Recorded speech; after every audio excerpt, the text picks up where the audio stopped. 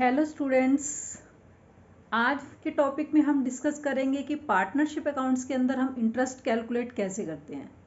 Interest calculate करने के लिए हमारे पास डिफरेंट मेथड है, बट उससे पहले मैं थोड़ा सा आपको व्यू देना चाहूँगी कि ड्राइंग्स क्या होती है हमारी। बेसिकली जब एक पार्टनर बिजनेस से मनी विड्रॉ करता है for their personal expenses, for the use of personal expenses, to pay out their personal expenses, then that amount is called drawings. But ये ड्राइंग्स भी यहाँ पर टू टाइप्स की हो सकती हैं आपकी। अगर अमाउंट एक होता है हमारा कैपिटल और एक हमारा जो अदर पार्ट्स ऑफ प्रॉफिट्स है। Capital is that amount which is invested by the owner of the business, that is called capital.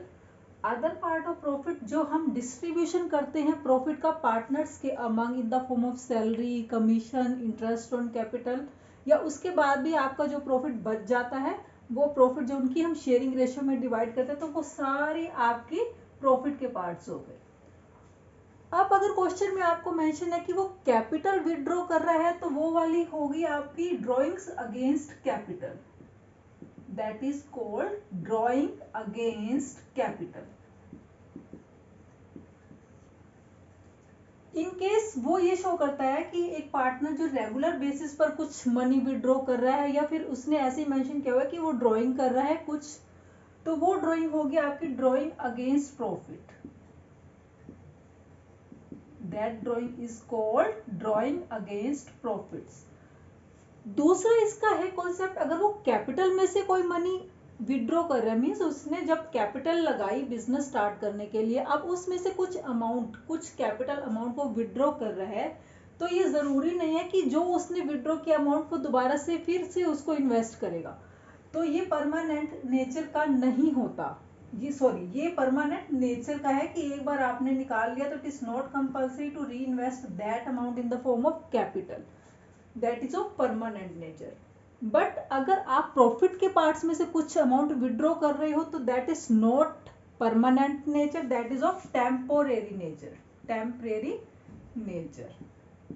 क्योंकि ये जो उसने ड्राइंग की है इस पर आपको इंटरेस्ट कैलकुलेट करेंगे, और ये आपको, क्योंकि आपने ड्राइंग के फॉर्म में ही इसको विड्रॉ किया, तो आपको बिजनेस में पैसा वापस देना पड़ेगा। तो जब तक आप मनी रिटर्न नहीं करते हो, ड्राइंग्स का जो भी आपने अमाउंट विड्रॉ किया था वापस से बिजनेस को नहीं देते, तब तक उस अमाउंट पर हम इंटरेस्ट कैलकुलेट करते रहते हैं।